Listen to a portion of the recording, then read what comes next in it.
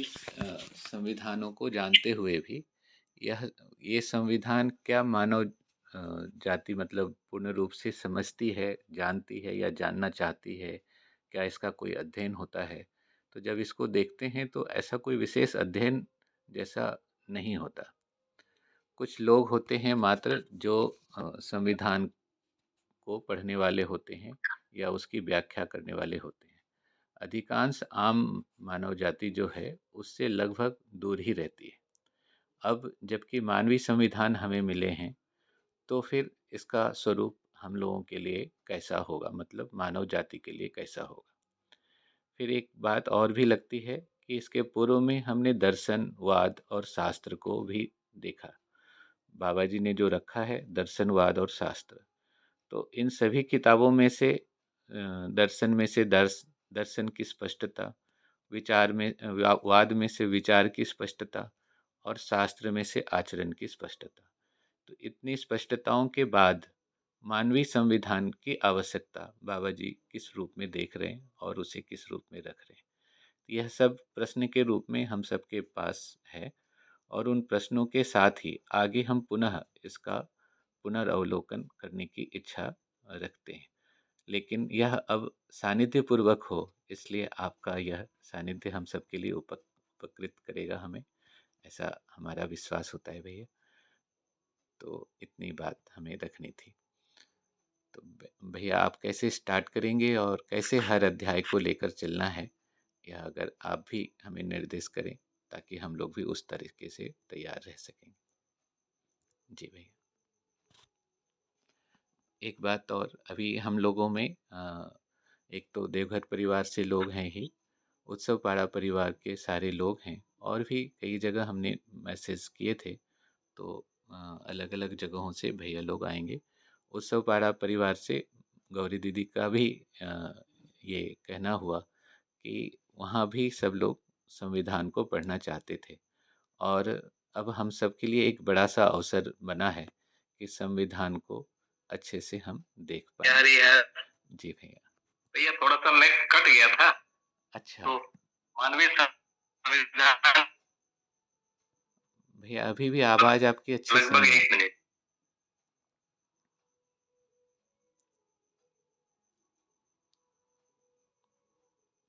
क्या करूं भैया, बस हाँ के देख रहा हूं। भैया ठीक आ रही है आवाज आपकी? हाँ, अब ठीक है भैया। और मतलब भैया जी आज अपने लिए बहुत खुशी की बात है कि आज ना राकेश गुप्ता भैया जी भी दिख रहे हैं इसमें जुड़े हुए। हाँ जी दीदी। नमस्ते सभी। नमस्ते भैया हाँ जी, नमस्ते स्वागत भैया। है भैया जी आपका।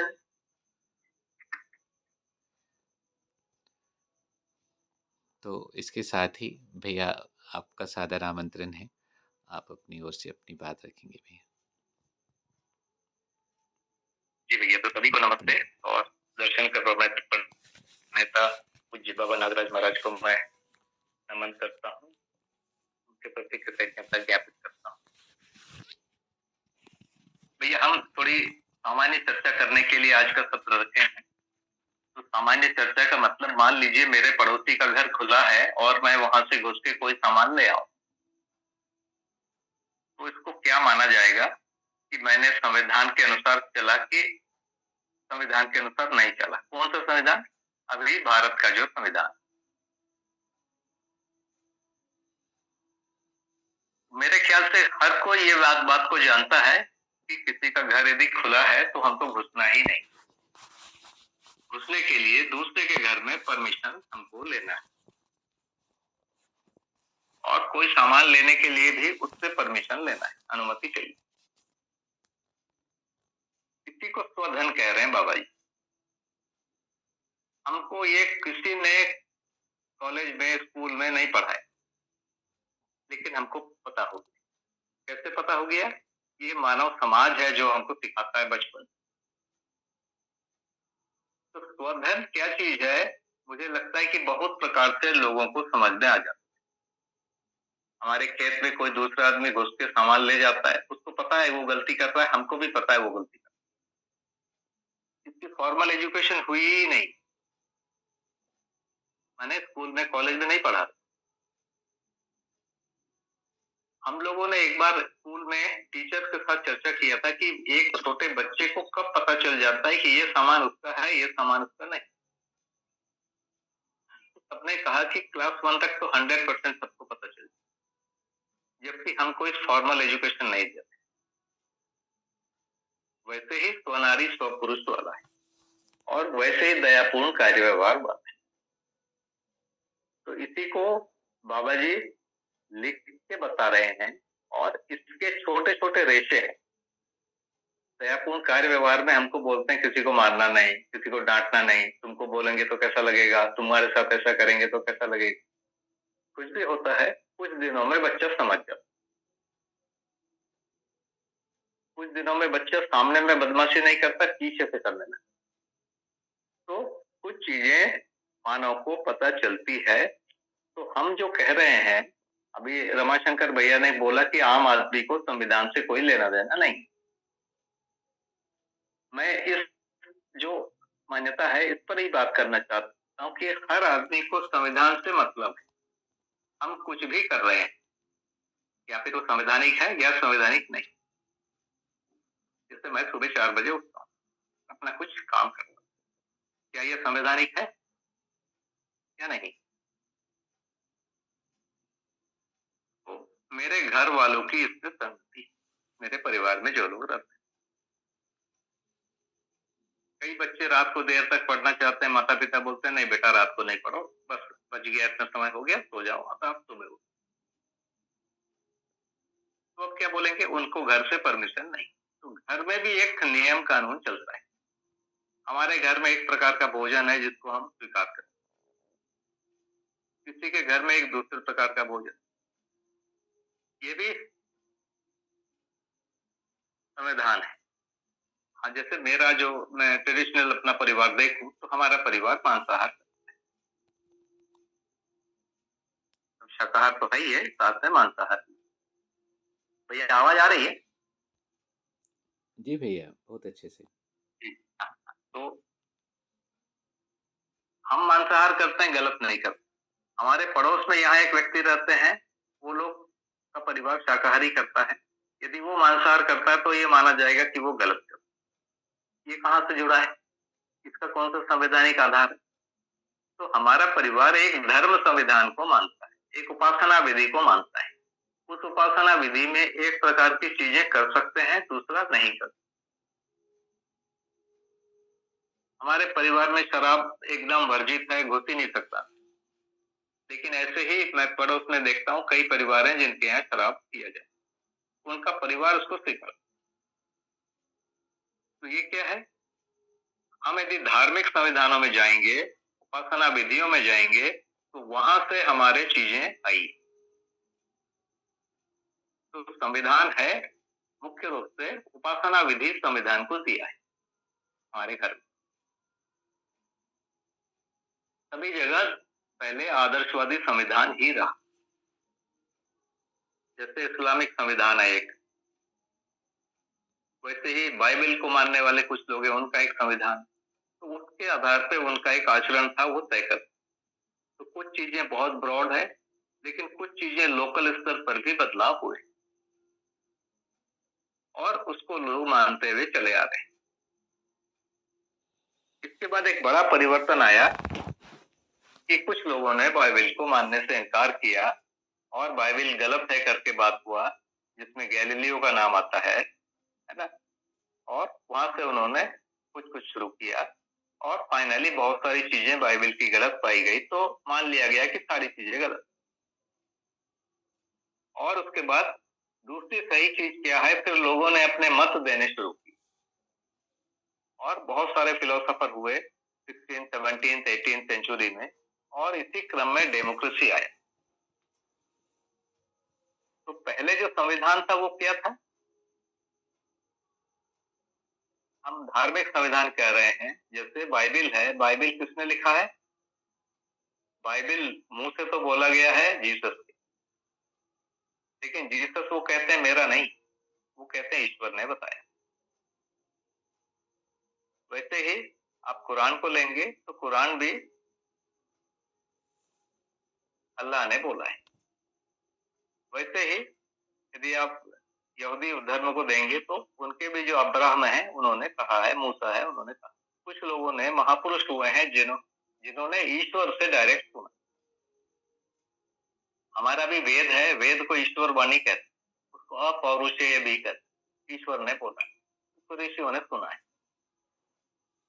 तो ये मुख्य एक आधार था जो ईश्वर से कुछ महापुरुषों ने सुन लिया। उसके बाद उनसे और लोगों ने पढ़ा लिखा सुना और फिर अध्ययन किया।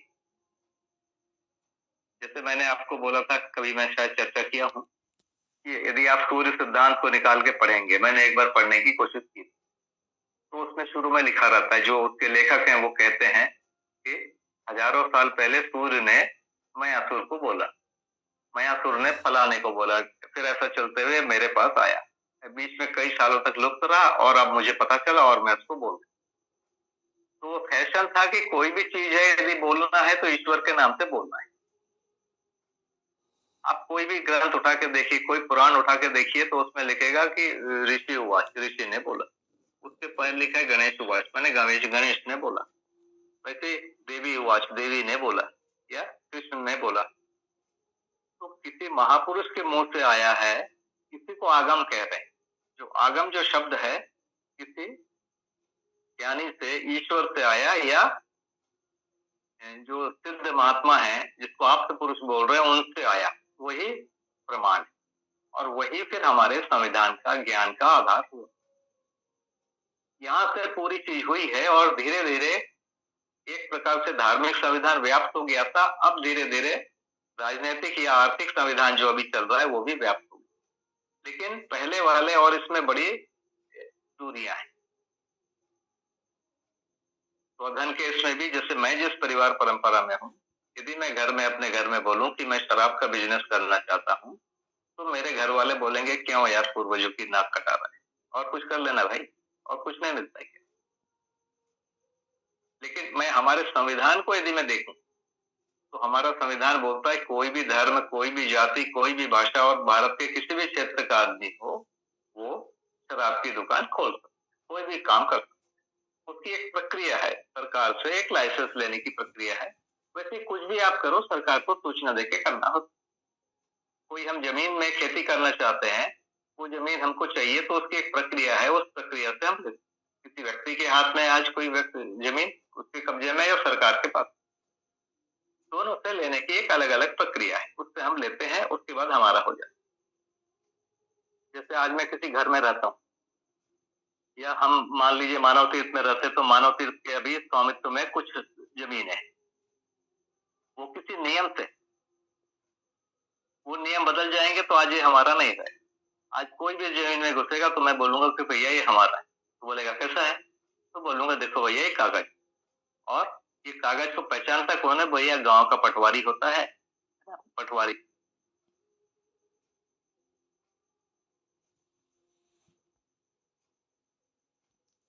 भैया आवाज चली गई।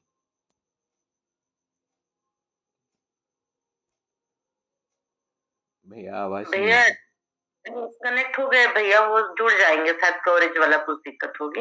अच्छा अच्छा, जी जी। बीच बीच में थोड़ा हो जाता है ना, तो जुड़ जाएंगे ऐसा लग रहा है।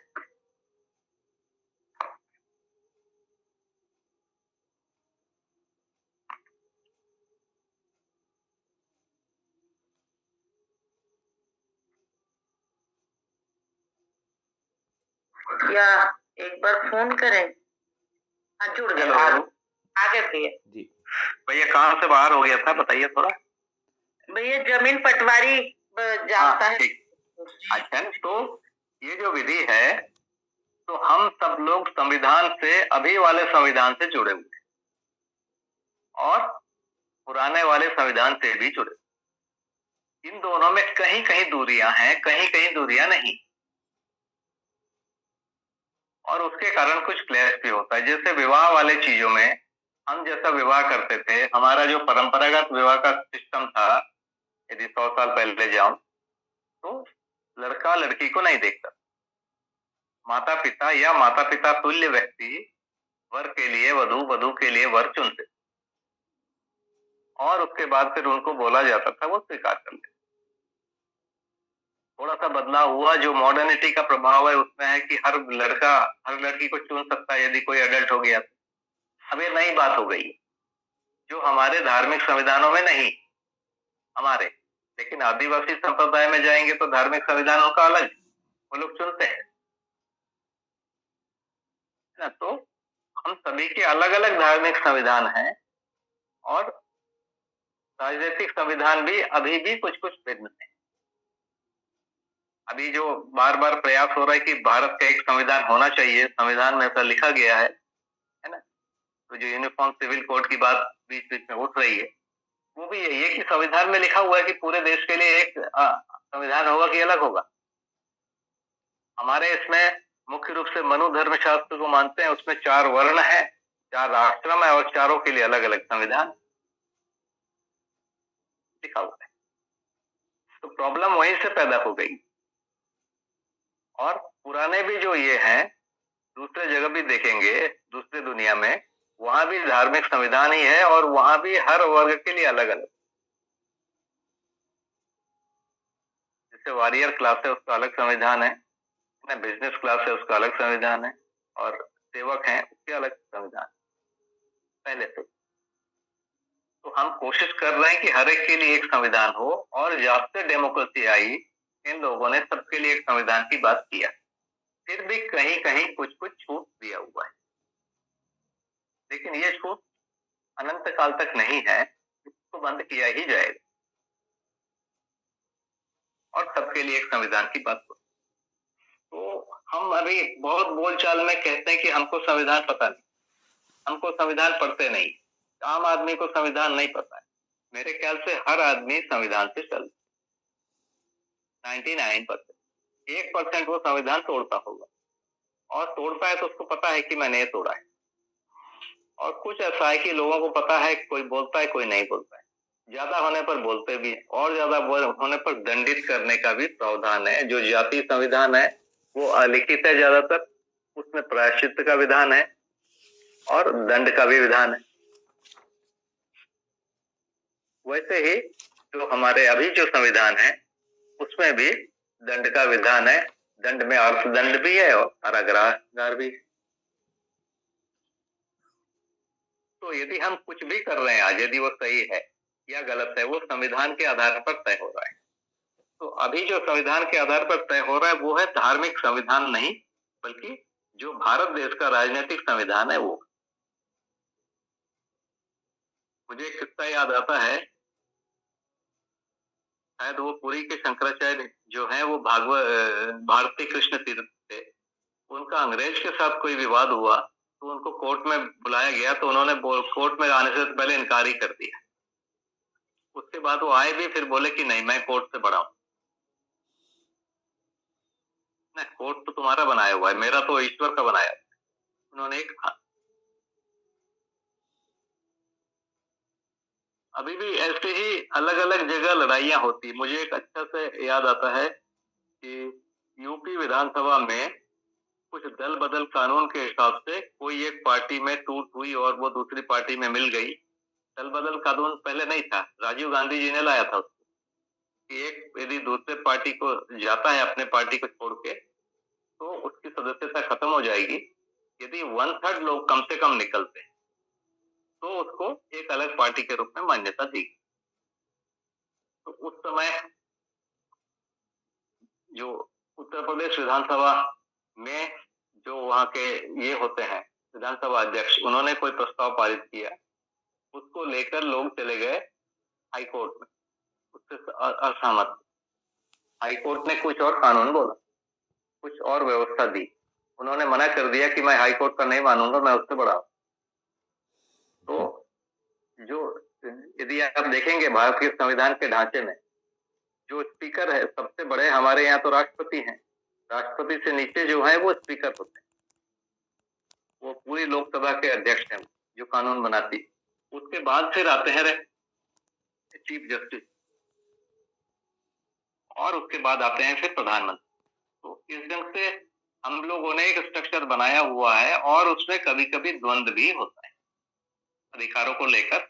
अभी जैसे 370 एक धारा बनाई गई, उसको हटा दिया गया, संसद के अनुमति से हटाया।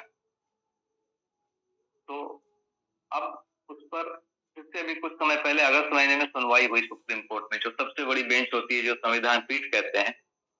उन लोगों ने संविधान को ये चुना और कुछ कुछ तर्क दिए, तो उन्होंने साफ कहा कि हम इनको नहीं सुनेंगे, हम केवल ये देखेंगे कि संविधान की जो मूल मंशा है उसके अनुसार हुआ कि नहीं हुआ, उससे शांति हो रही है, व्यवस्था हो रही है, हम कुछ नहीं सुनेंगे।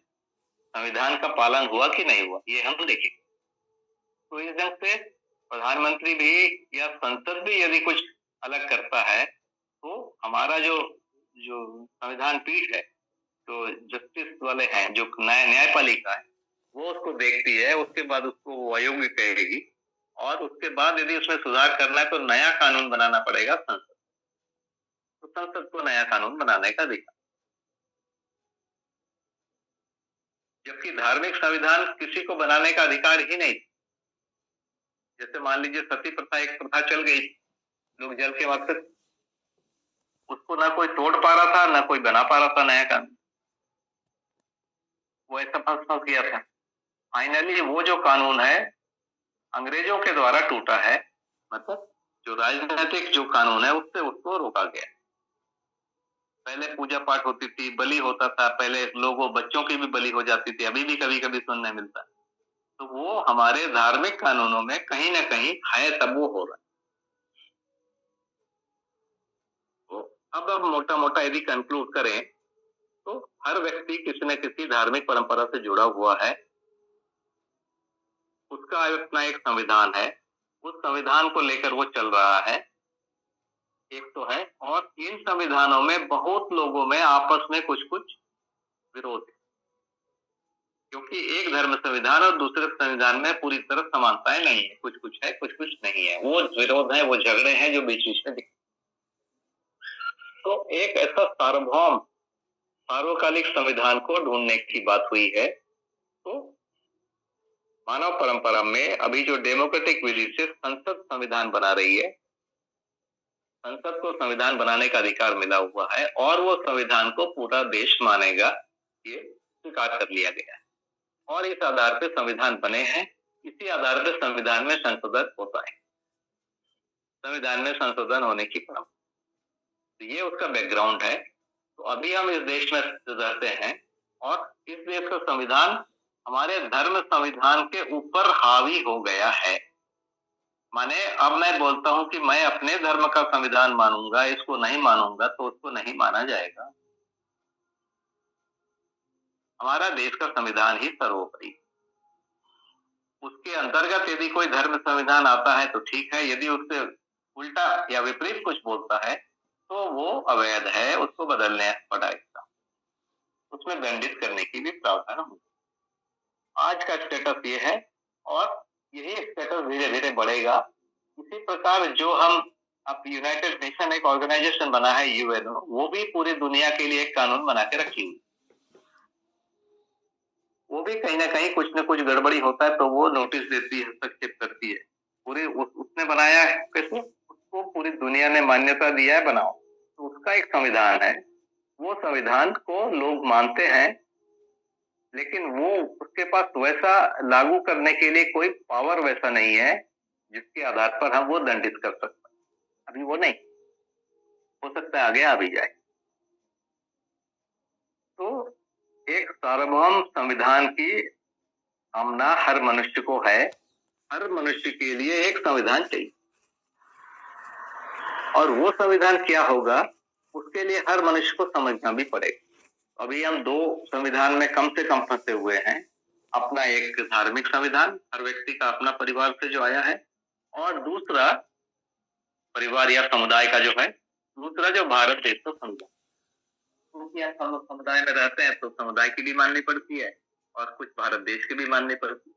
कहीं कहीं पर क्लैश नहीं है तो वहां पर कोई बात नहीं है, कहीं कहीं पर क्लैश है तो वहां पर थोड़ा सा कष्ट।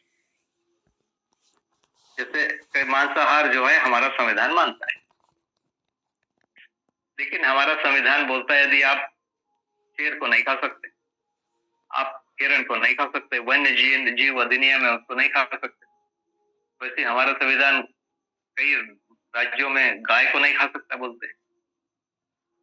ऐसा हमने बना दिया। अब लोग पूछेंगे भाई गाय को खा सकते हो, बकरी ने कौन सा गुनाह किया भाई? शेर को आपने छोड़ दिया, हिरण को छोड़ दिया, बकरी को क्यों छोड़ दिया? है ना, या भेड़ को क्यों छोड़ दिया? तो ये चीजें आगे और आएंगी, और इस रास्ते पे यदि हम चलेंगे तो ये रास्ता शाकाहार तक ही जाएगा। भाई क्या गलती है बताइए ना, बकरे की या खरगोश हम खाते हैं। तो एक जो आवश्यकता है एक सार्वभौम समाज की है और सार्वभौम संविधान की। तो ये जब आप मध्य दर्शन को पढ़ने जाते हैं तो मध्य दर्शन अखंड समाज और सार्वभौम व्यवस्था की बात करता है। ये तभी संभव है जब उसका एक अलग संविधान भी। तो अखंड समाज और सार्वभौम व्यवस्था के हिसाब से ये चीजें होंगी। तो एक इसका आधार को मैंने निवेदन करने की कोशिश किया कि हर व्यक्ति संविधान से जुड़ा हुआ है, और वो दोनों संविधान हो गया आज की डेट में, धार्मिक संविधान और आर्थिक जो राजनीतिक संविधान है, इन दोनों में कहीं कहीं मतभेद है। इसके आधार पर हर व्यक्ति में थोड़ा बहुत अंतर्द्वंद होता है, और ये अंतर्द्वंद को दूर करना एक आवश्यक। एक हम मुद्दे पर आ गए। तो भैया एक बात मुझे ये निवेदन करनी थी कि संविधान हम सब लोग मानते हैं और उसको करते हैं। दूसरा मुद्दा यदि हम लेंगे तो ये जो मानव संविधान है इसको हम कैसे पढ़ें, इसको कैसे समझें? क्या ये पूरी तरह लागू है? आज ये लागू ही नहीं। कुछ भाग, अब इसका भी कुछ भाग ऐसा है जो आज लागू है। धार्मिक संविधान भी इसके कुछ भाग को मानती है, और हमारा जो राजनीतिक संविधान है, भारत देश का जो संविधान है, वो भी इसके बहुत सारे भागों को स्वीकार करेगा। कुछ भाग है जो वहां पर थोड़ी सी भिन्नता है। लेकिन यदि हम इस संविधान को मानते हैं तो मतलब मध्य दर्शन के संविधान को मानते हैं, तो हमारा जो राजनीतिक संविधान किसी चीज को विरोध ही नहीं करे। ये बड़ी खास चीज। जैसे मैं यदि अपने जो परंपरागत धार्मिक संविधान को मानता हूं तो कुछ चीजें हो सकता है कि इस संविधान से भिन्न, कुछ चीजें नहीं हो। लेकिन ये जो संविधान है वो ऐसा है कि कोई इसका एक भी लाइन भिन्न नहीं। जैसे शाकाहार करेंगे तो हमारा संविधान शाकाहार करने पर रोक नहीं लगाया। हमारा संविधान छूट दिया है कि आप शाकाहार मांसाहार कर सकते हो दोनों। मांसाहार में इनको नहीं खाओगे वो उन्होंने चिन्हित कर दिया। धार्मिक संविधान ने भी कुछ कुछ को चिन्हित किया कि ये कम्युनिटी ये नहीं खाएगी। लेकिन यदि कोई शाकाहारी है तो उसको कोई भी रोकता ही नहीं, क्योंकि मांसाहार पर ही उन्होंने रोक लगाया, शाकाहार पर रोक नहीं लगाया। शाकाहार में भी कुछ रोक लगाया, जैसे मान लीजिए कोई भांग खाना चाहता है या गांजा खाना चाहता है या अफीम खाना चाहता है, ये शाकाहार है ना, वनस्पतियों से आए हुए चीज। तो इस पर कुछ एक्ट लगे हुए हैं, कोई भी नहीं खा सकता। कुछ चीजों पर एक्ट लगाया नहीं गया, जैसे धतूरा है या अकवन है, ऐसे और भी चीजें जो विषैली, उस पर कोई लिख के ऐसा कानून मेरी जानकारी में नहीं है कि ये इसको नहीं खाओगे करके लिखा है। वो नारकोटिक्स एक्ट में आता है, ऐसा नहीं। नारकोटिक्स वाला जो एक्ट है वो कुछ चीजों को मना करता है। जैसे शराब बनाना हम घर में नहीं बनाते, यदि बनाना है तो उसकी प्रक्रिया है, उससे एक लाइसेंसिंग। क्योंकि मेरा परिवार पहले से ही नहीं खाता है तो हमको धार्मिक संविधान में कोई प्रॉब्लम ही नहीं है, हमको कोई भी रोकेगा नहीं, और मध्य दर्शन भी नहीं रोकेगा। तो ये हमको एक चीज दिखता है। तो अब यदि हम बहुत ज्यादा पढ़ने जाए संविधान तो एक अलग बात है, उसके विद्वान बने। दूसरा, यदि मानवीयतापूर्ण आचरण को हम देखने जाएं तो बाबा जी ने 3 भागों में लिखा है: चरित्र, मूल्य और नैतिकता। चरित्र का मतलब है स्वधन, स्वनारी या स्वपुरुष, और दयापूर्ण कार्य व्यवहार। मूल्य का मतलब है संबंधों का पहचान, मूल्यों का निर्वाह, मूल्यांकन, उभय तृप्ति। ये दूसरा भाग है। और तीसरा भाग है तन मन धन का सदुपयोग। ये तीनों चीज ही अंततः संविधान के प्रयोग करने वाले भाग हैं। और इससे हमको मतलब क्यों है? जैसे ही हम मानवीय आचरण करते हैं हम सुखी होते हैं, जैसे यदि हम अमानवीय आचरण करते हैं हम दुखी होते हैं, दूसरे को दुखी करते हैं। मानवीय आचरण करते हैं तो हम सुखी होते हैं, साथ में सुख के स्रोत भी बनते हैं, दूसरे को भी सुखी करने लगते हैं।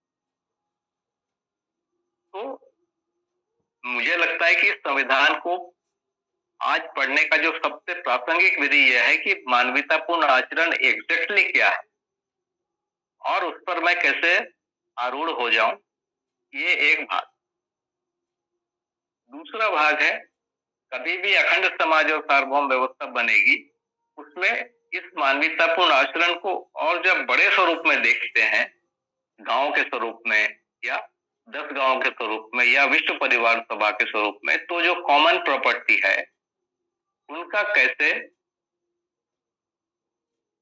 उपयोग होगा और जो मूल्यांकन प्रक्रिया है वो कैसे होगी। एक व्यक्ति का मूल्यांकन नहीं होने से वो हतोत्साहित होता है, गलत मूल्यांकन होने से, तो उसको कैसे रोका जाएगा, वो दो भाग इसमें और विशेष रूप से बताया गया है।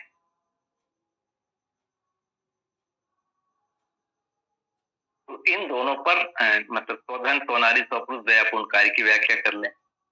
फिर से एक निवेदन करूंगा कि मान लीजिए हम इस पर आगे बढ़ रहे हैं तो क्या होता है, तो जैसे ही हम जागृति के रास्ते में आगे चलते हैं तो आप मानव व्यवहार दर्शन के अध्याय 17 में देखेंगे, उस पर लिखा हुआ है अपराध के अभाव में आशा का प्रत्यावर्तन, अन्याय के अभाव में विचार का प्रत्यावर्तन, आसक्ति के अभाव में इच्छा का प्रत्यावर्तन। उसके बाद आगे लिखा है अपराधहीन व्यवहार के लिए व्यवस्था का दबाव एवं प्रभाव चाहिए, अन्यायहीन आचरण के लिए सामाजिक आचरण का दबाव चाहिए और आसक्ति रहित इच्छा के लिए अध्ययन और संस्कारों का दबाव चाहिए, ये लिखा। तो पहला जो कदम है वो अपराधहीन व्यवहार है। अपराध माने पर धन, पर नारी, पर पुरुष, पर पीड़ा। अपराधहीन व्यवहार माने स्वधन स्वनारी स्वपुरुष दयापूर्ण कार्य। यदि इसको कोई भी कर लेगा तो ऑटोमेटिकली अपने आप उसका जो मन है वृत्ति के नियंत्रण में आ।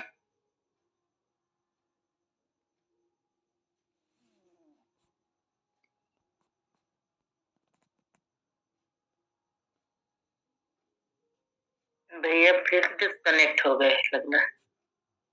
जी दीदी, एक मिनट देख लेते। हाँ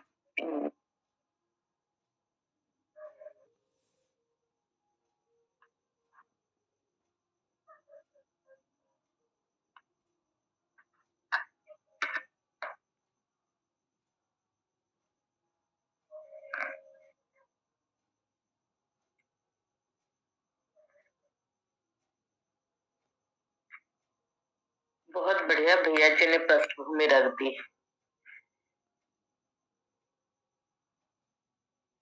दीदी मैं कॉल कर लेता हूँ, लगता है भैया को पता भी नहीं चला होगा। हो सकता है जी।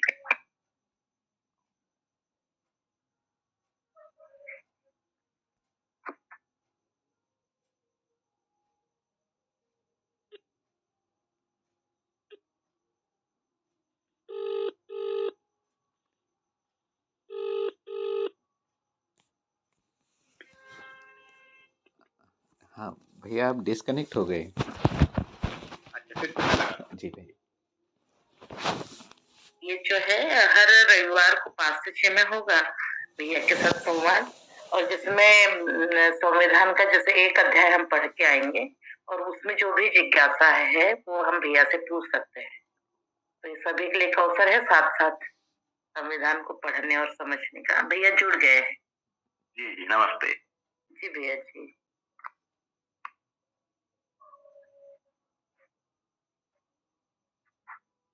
हाँ तो कट गया, एक बार बताएंगे।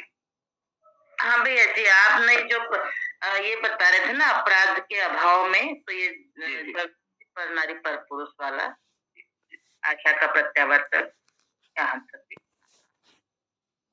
तो एक तो सार्वभौम और सार्वकालिक रूप में शोधन क्या है, क्यों है? तो नारी या स्वपुरुष क्या है, क्यों है, कैसे? और दयापूर्ण कार्य क्या है, कैसे? इनको एक बार समझना चाहिए, पहला तो मुझे लगता है। उसके आगे संबंधों की पहचान के लिए चर्चा करनी चाहिए और उसके आगे तन मन धन का सदुपयोग क्या है। अब देखिए ना, घर में कोई बहुत देर तक बैठा रहता है तो लोग माँ बाप बोलते हैं क्यों है बैठा हुआ है, कुछ कर भाई जा, कम से कम खेल। कोई सोया है तो उसको मना करते हैं क्यों सो रहा है, क्यों? क्योंकि सोना मन तन मन धन का सदुपयोग नहीं होता। तन मन धन का सदुपयोग करना पड़ेगा। तन के सदुपयोग के लिए बहुत सारी नीतियां बनी हुई है ना। उसी प्रकार धन के सदुपयोग की नीति बनी हुई। धन का सदुपयोग बोला गया, संग्रह कभी भी अच्छा नहीं माना गया है भारतीय परंपरा।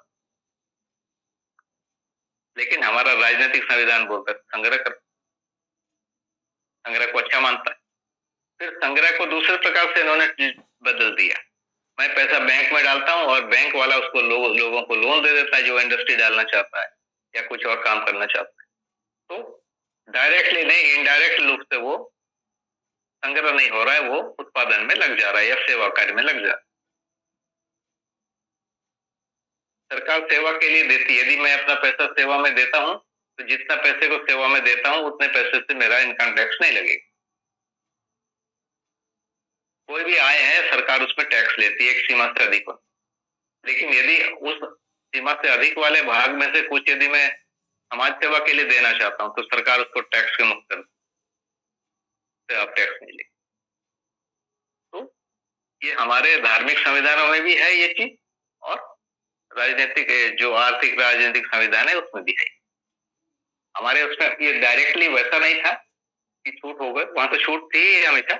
उसमें केवल ये बोलता था कि उसका सम्मान कर, उनका नाम लिखते थे। तो समाज में इसको प्रचारित किए कि ये बहुत अच्छी।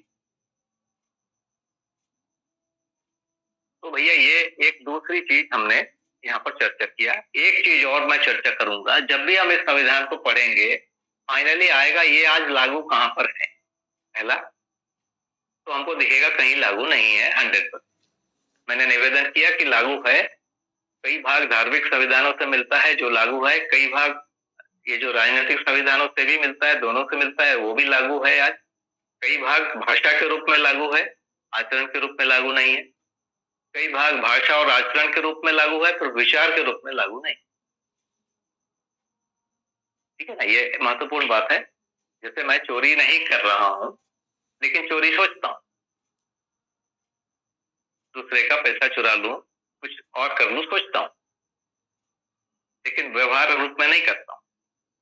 तो इस प्रकार से भी वो संविधान का इतना भाग लागू है, विचार वाला लागू कर ही नहीं सकता, हम ही को अपने ऊपर लागू करना। तो ये इसका मानव परंपरा की एक खासियत है कि हम व्यवहार करने मात्र से सुखी नहीं होते। एक सीमा तक सुख है, उससे ऊपर के सुख पाने के लिए हमको विचार में, जिसको धर्मपूर्ण विचार कहा गया है, असंग्रह स्नेह विद्या सरलता है, उसमें आने पर एक लेवल का सुख फिर मिलता है। उसी के बाद ही आनंद मिलने की संभावना है, उसके पहले कभी भी आनंद नहीं होता है।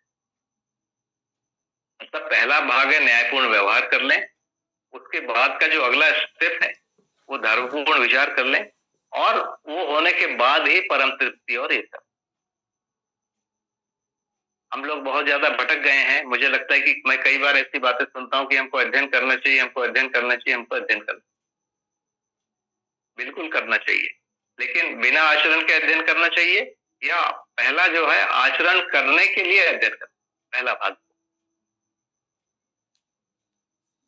हम आचरण करने के लिए कम, मंच पे बोलने के लिए या दूसरे को समझाने के लिए ज्यादा अध्ययन करना चाहते, वो निश्चित रूप से ठीक नहीं। तो अध्ययन तो करना ही चाहिए। अध्ययन का उद्देश्य क्या, आचरण में आए। आचरण में नहीं है तो एक भाग है व्यवहारिक, एक भाग है वैचारिक। व्यवहारिक वाला दिखता है और लोग बड़े होकर इतना तो कर ले रहे हैं कि समाज की आदत में समाज को बुरा ना लगे उतना वो मेंटेन कर ले रहे हैं, तभी ये सामाजिकता दिख रही। तो काफी कुछ हो जा रहा है। ये दूसरा भाग। तीसरा भाग में जो इम्प्लीमेंटेशन की बात हो रही, इम्प्लीमेंटेशन माने वैसा समाज तो 100% दिखता नहीं है और ऐसे यदि हम छोटे मोटे जैसे मान लीजिए लाभ हानि मुक्त विनिमय की बात करें, तो लाभ हानि मुक्त विनिमय में किसी चीज का जो मूल्यांकन प्रक्रिया कैसे हो, वो थोड़ी टेढ़ी खीर है जो इस समय प्रैक्टिकली संभव नहीं। जैसे एक व्यक्ति मान लीजिए शराब का व्यापार करता है और उसके पास पैसा, और मैं खेती करके करता हूँ, तो इन दोनों में विनिमय संभव नहीं है वस्तु विनिमय, क्योंकि शराब तो उस ढंग से उपयोगी नहीं है।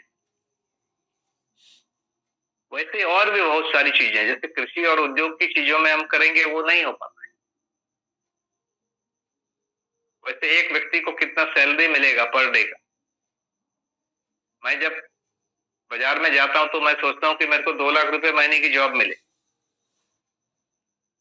लेकिन जब मैं किसी को रखने की सोचता हूं तो मैं सोचता हूं कि उसको कम से कम दो, तो मेरे लिए स्टैंडर्ड अलग।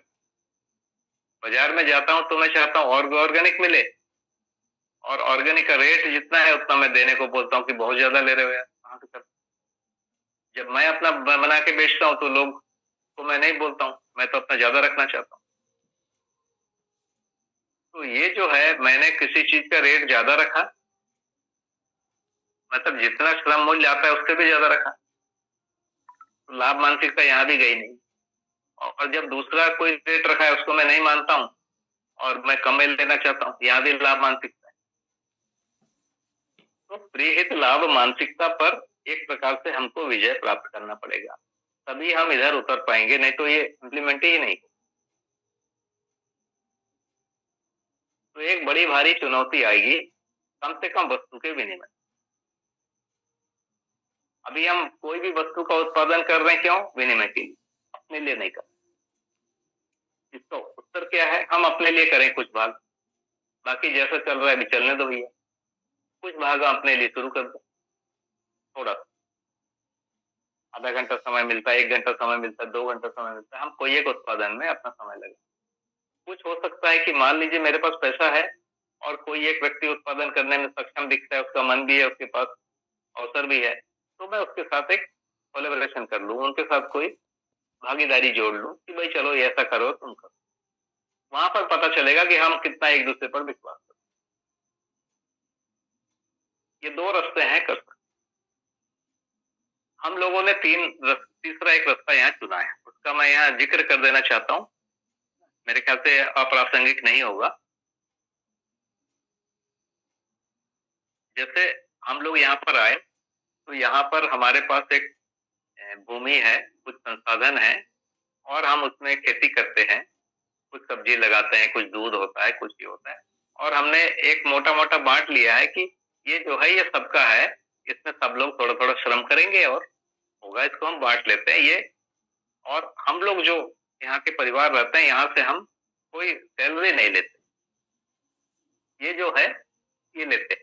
जैसे चावल होता है, गेहूँ होता है, जो होता है वो लेते हैं, दूध होता है वो लेते हैं, और उसका एक सीमा भी है, वो ले लेते हैं। लेकिन और जो ज़्यादा होता है उसको हम बेचते नहीं। जैसे सब्जी होती है, हमारे यहाँ बहुत सारे स्टूडेंट भी रहते हैं, स्कूल के भी हैं, तो हम अपने खाने के लिए कर रहे हैं। हमने पहले ऑर्गेनिक करने की कोशिश किया, उसमें बड़ी प्रॉब्लम आई, है ना?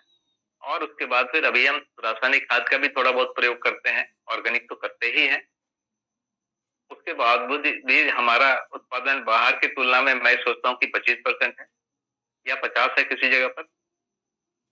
लेकिन यदि हो रहा है तो हम इसको बेच नहीं रहे, माने हम लाभोन्माद में नहीं गए। अधिक जो हो रहा है, हमारी आवश्यकता का उत्पादन अभी हम कर ही नहीं पा रहे, हमारी आवश्यकता से कम है। जैसे दूध है, हमारी आवश्यकता से शायद थोड़ा-सा ज़्यादा है, हम लोग उसको पी। Hello, hello. हाँ जी, हेलो। श्रवण भैया प्रणाम, नमस्कार हरिहर। नमस्कार भैया। हाँ भैया जी, इसमें मानव का लगातार देखेंगे इतिहास उठा के तो इतिहास में विकास ही होता है, कहीं पर ह्रास नहीं आता। ह्रास हम लोग जो देखते हैं वो उनके गुणों के संदर्भ में है। तो भैया एक बात ये समझ में आता है कि जैसे 200 साल पहले तक पूरे मतलब देश में युद्ध की स्थिति जो राजाओं के बीच में होता था, तो आज प्रजातंत्र लागू हो गया है। राजा का बेटा राजा की जगह आज प्रजातंत्र, चुने हुए सरकार ना, जो जनता के लिए, जनता के द्वारा, है ना, ये प्रजातंत्र है, लोकतंत्र है। तो सत्ता का विकेंद्रीकरण हुआ है।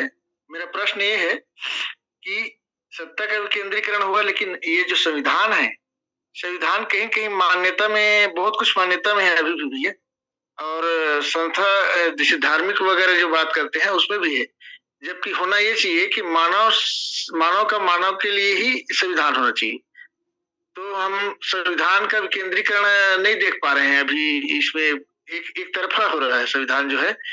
जो शासन है, जो हम चयन करते हैं प्रजातंत्र ना, उसमें जो बैठ गए उन्हीं के द्वारा शासित होता है और विधान उन्हीं के द्वारा चलता है।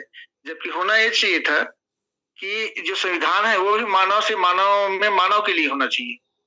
तो उनका भी विकेंद्रीकरण होना चाहिए संविधान का, और साथ साथ जो चुने हुए संसद बस कानून बना दी, ऐसे इसके बजाय कहीं कहीं इनका भी कुछ कुछ होना चाहिए, कुछ रूल्स बनना चाहिए। क्योंकि जीने के लिए संविधान है, मानव के लिए, व्यवस्था के लिए विधान है, और संविधान यानी मानवीय व्यवस्था। मानवीय व्यवस्था को धर्म के रूप में पहचाना गया है। तो कहीं कहीं संविधान में भी लचीला प्रक्रिया लाने की आवश्यकता है। भले ही कोई वर्ग विशेष, क्षेत्र विशेष में उनकी ऐसी व्यवस्था की जाए रहने के लिए, और उस आधार पर ही संविधान सफल होता दिखता भी है। क्योंकि संविधान का विकेंद्रीकरण नहीं हो पा रहा है, संविधान में लचीलापन दिखता नहीं है, और मान्यता आधारित, धर्म आधारित, आस्था आधारित जो विधान बना हुआ है, क्योंकि मानव के लिए जीने का जो विधान है वही तो संविधान है। मानव से मानव में मानव के लिए बनना अभी अपेक्षित है, अभी पूरा नहीं हो पाया है। तो संविधान में बहुत सारा काम करने की आवश्यकता महसूस होता भी है, मुझे लगता है हरिहर भी है। और थोड़ा इसमें प्रकाश डालेंगे। और आप? जी भैया, मैं एक मुद्दे पर बात कर रहा था, उसको थोड़ा सा आगे बढ़ा लेता हूँ, उस पर इसके बाद इसमें आएंगे। तो हम लोग उसको जैसे पता है ना, जैसे इम्प्लीमेंट करने जाएंगे, जैसे ही उसका मूल्य निकालेंगे, जैसे विनिमय करेंगे, झंझट होगा, है ना। लोग हमको बोलेंगे तुम तो लाभवान मत। तो हम लोग क्या कर रहे हैं, हम लोग आवश्यकता से अधिक उत्पादन कर ही नहीं पा रहे हैं कि विनिमय करना पड़े। हम विनिमय कर ही नहीं पा रहे, हमारे पास हो ही रहा है कम। तो हम उत्पादन को बढ़ाने में लगे हुए, लेकिन हमको कुछ चीजें तो बाहर से लेनी ही पड़ती। मैं सोचता हूँ कि 90% चीज बाहर से लेते हैं, 10% ही हम उत्पादन करेंगे। वहां पर विनिमय का तो प्रॉब्लम रहेगा ही, और वो बाजार के रेट से ही होगा। लेबर हमको बाजार से लेना पड़ता है, वो बाजार का रेट है, बल्कि हमको बाजार से ज्यादा रेट देना पड़ता है ना। जैसे गांव से मान लो हमको एक दिन दूध मिलना लेना पड़े, तो गांव में 30 में मिलता है, हमको 40 में मिलता है ना। वैसे ही लेबर आता है तो गांव में, अपने गांव में कम में काम करता है, हमसे ज्यादा में करता है, ज्यादा पैसा लेता है। वहां काम ज्यादा करता है, हमसे कम काम, हमारे यहाँ कम काम करता है। तो इस प्रकार की जो चीज है उसको भी हमको झेलना पड़ता है। तो अभी हम जो नीति अपनाए हैं कि हम उत्पादन ही करें, और अपना कुछ समय हम उत्पादन में लगाते हैं, कुछ समय हम सेवा में लगाते हैं। इसके बदले में, सेवा के बदले में हम कुछ भी प्रतिफल नहीं लेते हैं। यहाँ पर उत्पादन के बदले में उतना ही लेते हैं जितना हमारा खाना पीना चल जाए। फिर भी पूरा नहीं होता है, उसको हमको कहीं और से पूरा करना पड़ता है। माने ये संस्थान हमको सैलरी तो नहीं देती है, थोड़ा बहुत चावल गेहूं दूध वूध दे देती है, रहने की जगह और कुछ सुविधाएं दी है, लेकिन बहुत सारा भाग बचा रहता है, उसको हमको कहीं और से ही जुगाड़ करना पड़ता है। तो अभी हम बहुत सही व्यवस्था है वहां नहीं कहेंगे, लेकिन ये उस जगह तक जाना पड़ेगा कि हम सबके खर्चे भी यहाँ से निकल जाए। तो अभी हम ये बीच का रास्ता अभी अपनाए हैं कि हम उत्पादन को बढ़ाएं, और उत्पादन में हमारा एक एक करके उत्पादन को करते हैं। तो हम कुछ उत्पादन कर पा रहे हैं, और धीरे धीरे बढ़ाएंगे। तो उत्पादन की ट्रेनिंग भी है। जब हम आए थे तो एक भी व्यक्ति गांव का नहीं था जो इस गाय को दूध पाता था। ये बड़ी गाय है। एक व्यक्ति मिला था तो भैंस का दूध दूधता, भैंस दूधता तो उसने शुरू किया। फिर वो एक दिन शराब पी के आ गया, तो हम लोगों का अच्छा नहीं लगा, हमने उसको भेज दिया। फिर उस दिन से प्रयास किया। आज ऐसा है कि यहाँ 20 लोग गाय दूध लेते हैं और गांव के 10 लोगों को सिखा दिया। तो जो स्किल का लेवल है ना समाज में बहुत कम।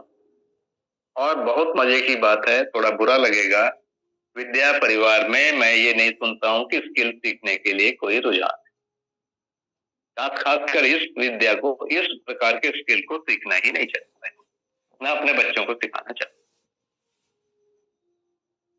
बहुत बड़ा, बहुत छोटा वर्ग है जो इसको सीखना चाहता है। उत्पादन नहीं करना चाहता, उत्पादन के लिए जो स्किल है उसको नहीं सीखना चाहता, सेवा नहीं करना चाहता। इस विधि से विद्या परिवार कहाँ जाएगा?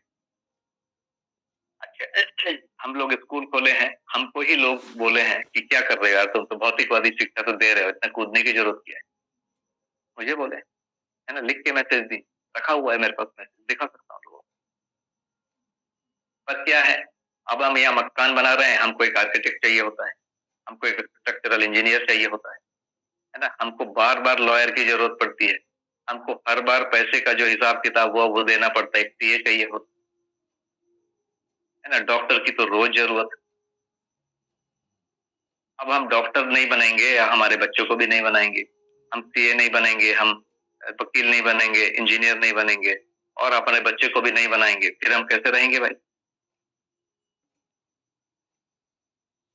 तो कोई एक चीज आ गई है, स्किल के प्रति घृणा, एक चीज आ गई। दूसरा, इस प्रकार के जो बड़े काम जो हैं, जिसको इंजीनियर, डॉक्टर या वकील, ये इसके प्रति भी घृणा, और जो कर रहे हैं उसको ये बोलते हैं कि तुम शोषण कर। देखिए, स्किल और शोषण भिन्न चीजें। एक व्यक्ति इंजीनियरिंग जानता है, वो एक अच्छी बात है, जानना चाहिए। वो शोषण करता है, वो गलत। वैसे कोई डॉक्टर है, वो अच्छी बात, जरूरी है।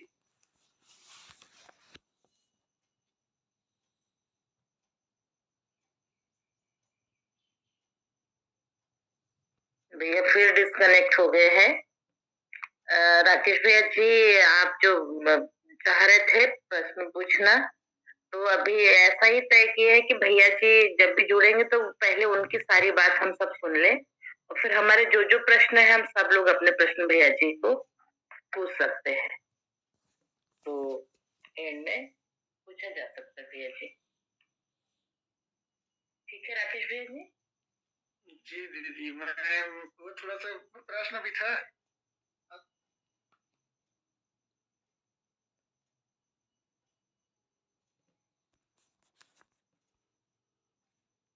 भैया को जी, भैया जी तो ये बातचीत कर रहा था कि स्वधन के लिए जो प्रवृत्ति है, प्रयास है, वो शायद मुझे कम दिखता है, या मेरे को वो फोकस में नहीं आते हैं।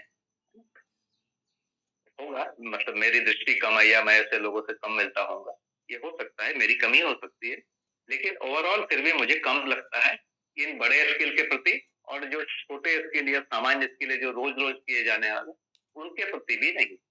और तो यदि स्वधन ही नहीं होगा तो फिर मानवीयतापूर्ण आचरण कैसे हो? स्वधन को व्यवहार में रखा गया है, सामाजिक नियम में रखा गया है। धन जो है भौतिक वस्तु है, लेकिन उसको सामाजिक नियम में रखें बाबा। तो धन के साथ विनिमय और वितरण दोनों है। परिवार में जो है वो वितरण है, सेवा है, और परिवार के बाहर उसके लिए विनिमय। विनिमय में ही हमको लाभ हानि मुक्त मानसिकता युक्त है या मुक्त है पता चलता है, नहीं तो पता भी नहीं चलेगा। संग्रह है तो भी पता चलता है ये लाभ वाला ही है। तो जब हम इसकी बात कर रहे हैं, जैसे ही हम इस विधि से जीने की कोशिश करेंगे, वैसे ही हमारे साथ ये सारी चीजें आई। तो मैं सोचता हूँ कि मैंने बहुत ज्यादा समय ले लिया, हम थोड़ा देर चर्चा कर सकते हैं, कुछ प्रश्न कर सकते हैं। आज जो मैंने बोला उसमें यदि कुछ अप्रासंगिक हो गया है या कुछ अस्पष्ट हो गया है। भैया जी एक बात पहले मैं बता दूं, आप जब डिस्कनेक्ट हुए थे ना, उस समय में आप ये बात कर रहे थे कि ये जो सीए, इंजीनियर, डॉक्टर, इनकी हमको जरूरत पड़ती है, लेकिन अभी स्किल के प्रति घृणा आ गई है। इतनी बात आपकी हुई थी और उसके बाद आप डिस्कनेक्ट हो गए थे। तो ये मतलब घृणा का मतलब है कोई अपने बच्चे, सामाजिक रूप से हम अपने बच्चे को इस काम को घृणा कर रहे हैं, लेकिन अपने बच्चे को उसी तरह बढ़ा भी रहे हैं, उसके कारण एक अंतर्द्वंद हो गया है। माने मैं अपने बच्चे को डॉक्टर, इंजीनियर कुछ बनने बोलता हूँ, लेकिन समाज में बोलता हूँ ये बेकार है, ये थोड़ी चलेगा। जबकि मेरे हिसाब से डॉक्टर, इंजीनियर तो चाहिए ही ना समाज में। तो यदि चाहिए तो फिर उसको बोला जाए, उसको बनाने में क्यों हम रोकें? और हर प्रकार के काम चाहिए। ठीक है, थोड़ा समय आज थोड़ा कम बचा है, ये तो बच गया है। शंकर भैया जी आगे कंटिन्यू करेंगे इसको। भैया मेरा एक प्रश्न था, आपने जो बात कही थी तो हम हमेशा जब बोलते हैं क्रम में मानवीयतापूर्ण आचरण को, तो मूल्य चरित्र नैतिकता इस तरह से प्रयोग करते हैं। आज मैं पहली बार सुनी आपसे, तो आपने चरित्र फिर मूल्य फिर नैतिकता कहा, तो क्या इसका कोई क्रम है? इसको मैं जानना चाह रही थी। देखिए, तो समय एक होगा तो दूसरा भी होगा, है ना, तीसरा भी होगा। एक तो ये तीनों अविभाज्य, पर सबसे पहले चरित्र है, स्वधन है या परधन है, स्वनारी है या परनारी है, परपुरुष है या स्वपुरुष है, और दयापूर्ण कार्य है या परक्रिया है। दोनों में से एक है ही है। तो ये नहीं होगा तो संबंधों का निर्वाह कैसे होगा, आप बताइए। यदि मैं मान लीजिए कि परधन लौट के आता हूं, तो क्या मैं अपने बच्चों से, अपने माँ पिता जैसे भाई बहन से निर्वाह करूंगा? कैसे हो? ये नवी नहीं है। वैसे कोई परनारी परपुरुष करता है तो क्या उसका परिवार में संबंध होगा? परक्रिया करूंगा तो कैसे होगा? परक्रिया में तो उसी को मैं गाली गलौज करने लगूंगा, मारपीट करने लगूंगा, कैसे निर्वाह होगा? बहुत तो बढ़िया। ये नहीं हो सकता। तो क्रम यदि है तो सबसे पहले अपराध का अभाव में, माने मन के और इसके स्तर पर है, तो स्वधन, स्वनारी, स्वपुरुष, दयापूर्ण कार्य, जिसको मानवीय चरित्र कह रहे हैं, या सामाजिक नियम सत्य। इसके बाद है संबंधों का निर्वाह, मूल्यों का निर्वाह, जो आ जाएगा बौद्धिक नियमों के सीमा में, ये आ जाएगा। असंग्रह, स्नेह, विद्या, सरलता, भय। तो पहला जो है सामाजिक नियम होने पर ही बौद्धिक नियम शुरू होगा। बौद्धिक नियम इसी दो भाग में आएगा, असंग्रह, स्नेह, विद्या, सरलता, भय, जो है तन धन का सदुपयोग और संबंधों के निर्वाह में बौद्धिक नियम स्पष्ट हो। और सामाजिक नियम स्पष्ट हुए बिना बौद्धिक नियम कैसे स्पष्ट? सही है। बौद्धिक नियम का जो व्याख्या है वो सामाजिक नियम ही है। बहुत बढ़िया भैया जी। तो रमाशंकर भैया जी आगे आप कंटिन्यू करिए। राकेश भैया जी कुछ प्रश्न पूछना चाह रहे थे, जो भी है। हाँ जी दीदी। भैया आपकी बात से आज हमें जो महसूस हुआ वो कुछ इस तरह की अ, अ, जो आवश्यकता हम फील कर रहे थे कि हम सानिध्यपूर्वक अब हम संविधान को अध्याय वाइज पढ़ेंगे और समझेंगे, तो यह आवश्यकता कितनी सार्थक थी और इसकी पूर्ति भी आपके सानिध्य से हो रही है, ऐसा महसूस हुआ। जिन आयामों में से हमें देखने की आवश्यकता है वो आयाम आज खुल कर के सामने आए हैं कि हर मानव संविधान के साथ है, रहना चाहता है। यह स्पष्ट हो जाना ये मानवीय संविधान का स्वरूप बनेगा। ये काफ़ी सुंदर तरीके से आपने हम सबके बीच रख दिया है। तो इसका पुनः हम इसका एक बार और श्रवण कर सकेंगे, क्योंकि ये रिकॉर्डिंग हो चुकी है और इसका एक यूट्यूब लिंक भी हम जल्दी ही सभी को भेज सकेंगे। क्योंकि समय तो 6 बजे का ही है, फिर भी अगर कोई प्रश्न हो तो अभी 5 मिनट में हम लोग ले सकते हैं। आज संडे का दिन है, ऐसा है। तो किन्हीं का कोई प्रश्न हो तो वो रख सकते हैं। मेरा प्रश्न क्लियर नहीं हो गया भैया, लगता है। मैं क्या बोल रहा था कि उच्च चेतना संपन्न व्यक्तित्व अगर कोई संविधान का निर्माण करे हैं, किए हैं, चले गए ना, लेकिन जीने के सिद्धांत पर आधारित है ना तीर्थ दर्शन जीवन विद्या। तो पूर्ण है कि वर्तमान संविधान पूर्ण है कि अपूर्ण है, या फिर जो बाबा जी ने कहा है उस पर भी जाता है? तो अपन क्या है ना, जीने के सिद्धांत पर मानव के लिए संविधान है ना, मानवीय संविधान व्यवस्था के लिए है। तो क्या हम किसी मान्यता आधारित, धर्म आधारित, आस्था आधारित विधान को लेकर चलें कि उसको विकेंद्रित करें, लोगों की समझ के आधार पर, जीने के सिद्धांत के आधार पर विधान का निर्माण करें? ये तो इसी आधार पर तो निरंतर संशोधन होते जा रहे हैं ना। तो ये विकेंद्रित नहीं हो पाए, इस पर कार्य करने की आवश्यकता है। थोड़ा इस पर कार्य डालेंगे, बोला था समय अभाव में इस पर दूसरे दिन चर्चा किया जा सकता है, कोई बात नहीं, फिर और चर्चा करेंगे भैया। हरिहर। मेरे हिसाब से ये जो संविधान है, हम गलत बोलेंगे तो अच्छा नहीं है। इसमें भी बहुत बड़ा भाग अच्छा है। कुछ भाग है जिस पर अभी चर्चा चल ही रही है। बताया ना कि संविधान की मंशा ही है कि यूनिफॉर्म सिविल कोड हो, संविधान में लिखा हुआ है। उसके लिए अभी जनमत ही नहीं बना 75 सालों में कि होना चाहिए। कुछ लोग बोल रहे हैं कि होना चाहिए, कुछ लोग बोल रहे हैं जरूरत नहीं है ये संविधान की। ऐसा चल रहा है। यदि होना चाहिए तो क्या है, उसकी व्याख्या होगी। तो मान लीजिए होना चाहिए, तो संसद में उसको रखने के लिए विद्वान चाहिए ना। वो जी भैया, विद्वता यही या चाह रहा, बिल्कुल बिल्कुल सही भैया, हरिहर। वही ना, नहीं तो जितना भाग है वो भी इम्प्लीमेंट नहीं हो रहा है। जो संविधान का अच्छा वाला भाग है वो भी इम्प्लीमेंट नहीं हो रहा है, क्योंकि इम्प्लीमेंट करने वाली बॉडी जो है, या हम लोग जो हैं, जो इसको पालन करने वाले, हम ही करने को तैयार नहीं। जैसे मैं प्रावधान ले रहा हूँ, माने चोरी है ना, संविधान उसको चोरी करता है। मैं चोरी करता हूँ, मैं या मेरे जैसा आदमी कोई चोरी करता है और उसको सजा ना मिले, उसके लिए वो सोचते रहता है। तो हमारी मानसिकता में ये भी नहीं है कि हम स्वधन में जिए। स्वधन में जीने की मानसिकता बनने के लिए जो शिक्षा है वो नहीं है, जो लोक शिक्षा है वो नहीं, और वैसे लोग नहीं ना। वैसे ही जैसे चोरी बताया, वैसे ही परधन, पर नारी पर पुरुष, इस टाइप की चीजों को करने के लिए, जीने के लिए लोक शिक्षा भी नहीं है, चर्चा भी नहीं। तो इसकी चर्चा के फोरम हम लोगों ने, जैसे आप लोग हमेशा चर्चा कर रहे हैं, तो एक फोरम बन गया है।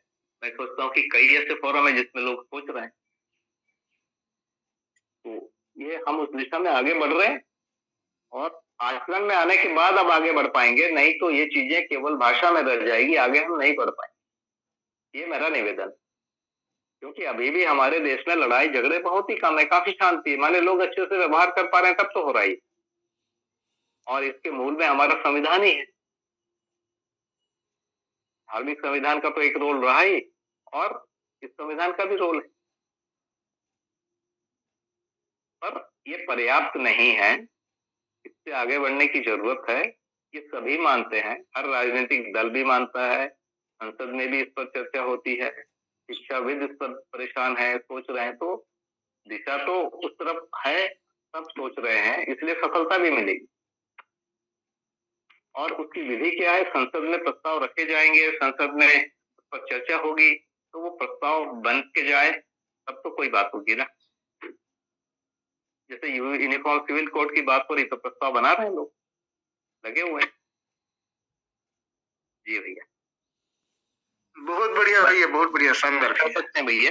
यदि कोई प्रश्न बनते हैं तो अभी से कर लेते हैं, अगली बार तक वो प्रश्न आ जाए तो एक सत्र उस पर कर लेंगे, उसके बाद फिर इस पर आगे और संविधान पर क्रम से आगे बढ़ सकते। जी बिल्कुल भैया, हम ऐसा कर सकेंगे। तो सभी से निवेदन है कि अगर कोई प्रश्न है तो डायरेक्ट वो कैसे भेज सकते हैं, गौरी दीदी के संपर्क में जो हैं वो गौरी दीदी को भेज दें, और ऐसे ही रायगढ़ परिवार में भी जो भी हैं वे गौरी दीदी को भेज सकते हैं, उनसे हमें मिल जाएगा। और नहीं तो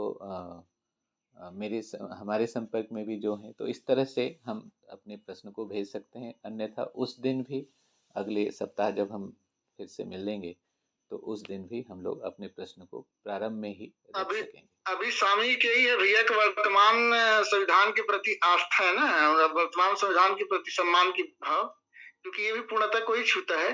ये ऐसा ना होना चाहिए कि हम उपवास रख लिए 1 महीने का और पता नहीं चला कि ये तो बहुत घातक हो गया हमारे लिए। ऐसा भी नहीं होना चाहिए।